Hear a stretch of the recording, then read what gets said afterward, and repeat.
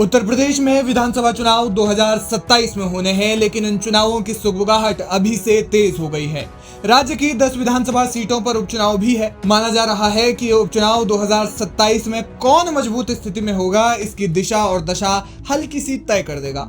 लेकिन 27 के चुनावों को लेकर समाजवादी पार्टी के राष्ट्रीय महासचिव राम अचल राजभर ने एक बड़ा दावा किया है। उन्होंने ये इशारा किया है कि विधानसभा चुनाव में सपा और बसपा एक साथ चुनाव लड़ सकती है। उन्होंने आश्वस्त लहजे में कहा कि 2027 के चुनाव में सामाजिक न्याय के मुद्दे पर अखिलेश यादव और मायावती एक मंच साझा कर सकते हैं। दरअसल राम अचल यादव शनिवार को वाराणसी पहुंचे थे, जहां उन्होंने ये बात कही। उन्होंने कहा कि देश में इस समय सामाजिक न्याय का मुद्दा ज्वलंत है और जिस तरीके से सत्ताधारी दल सामाजिक न्याय का हनन कर रहा है, उसे देखते हुए सभी राजनीतिक दलों को उनके खिलाफ एक हो जाना चाहिए। लेकिन राम अचल राजभर ने ये बयान यूं ही नहीं दिया है। सपा प्रमुख अखिलेश यादव ने मायावती का पक्ष लेते हुए बीजेपी विधायक राजेश चौधरी के बयान पर प्रतिक्रिया दी, जिसके जवाब में मायावती ने अखिलेश का आभार भी व्यक्त किया। राजेश चौधरी ने एक टीवी डिबेट में मायावती को उत्तर प्रदेश की सबसे भ्रष्ट सीएम बताया। उन्होंने कहा कि मायावती को पहली मुख्यमंत्री हमने बनाया, लेकिन वो हमारी भूल थी।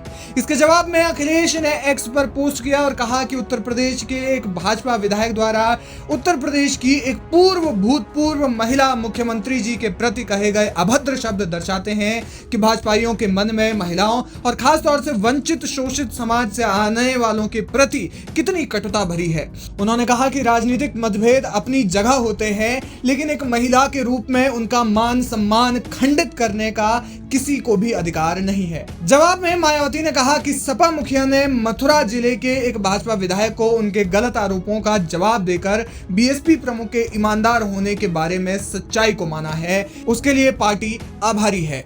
जिस तरह से अखिलेश यादव मायावती के सम्मान के लिए आ गया है और उन्होंने बीजेपी विधायक को फटकार लगाई, माना जा रहा है कि इसके बाद सपा और बसपा के गठबंधन की डोर मजबूत हो सकती है और दोनों पार्टियां विधानसभा चुनाव में एक साथ उतर सकती है, जिसके बारे में राम अचल राजभर ने भी बात की।